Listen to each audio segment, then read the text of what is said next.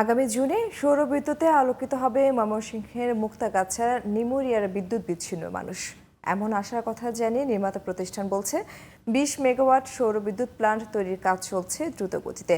ময়মনসিংহ থেকে কাজী মোহাম্মদ মোস্তফা রিপোর্ট, জানাচ্ছেন ফরিদুর রহমান। ময়মনসিংহের মুক্তাগাছার নেমুরিয়ায় অব্যবহারযোগ্য ৭০ একর জমিতে ২০ megawatt AC solar PV plant তৈরির কাজ করছে মুক্তাগাছা সোলারটেক এনার্জি লিমিটেড। এখান থেকে বিদ্যুৎ কেন্দ্রটি বার্ষিক ৩৭.৯ গিগাওয়াট ঘন্টা বিদ্যুৎ উৎপাদন করতে পারবে বলে জানিয়েছেন প্রতিষ্ঠানটির কর্মকর্তারা। এই প্রকল্পের দ্বারা আমাদের মুক্তাগাছার তৃণমূল রিমোট এরিয়া পর্যন্ত নিরবিচ্ছিন্ন বিদ্যুৎ পাবে। জমির আগে জলাবদ্ধ আছে, এখন আর চুলার কোম্পানি নিয়ে এই বরাত করিয়া চুলার কোম্পানি দিছে। তো হত দরিদ্র মানুষ যারা এরা কাজ করে খাইতেছে, আমরাও জমির ভাড়া পাইতেছি, এই হিসাবে আমরা লাভবান। এলাকার যে আছে শ্রমিক আছে, এরা এখানে কাজ করতেছে, তাদের একটা কর্মব্যবস্থা হয়েছে।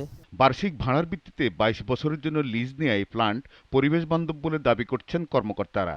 এই প্রজেক্টের 20 মেগাওয়াট বিদ্যুৎ জাতীয় গ্রিডে যাবে এবং এই উপজেলার কাজে লাগবে। পরিবেশ বান্ধব এমন প্রকল্প আরও প্রয়োজন বলে জানালেন ময়মনসিংহ পল্লী বিদ্যুৎ সমিতির এই কর্মকর্তা।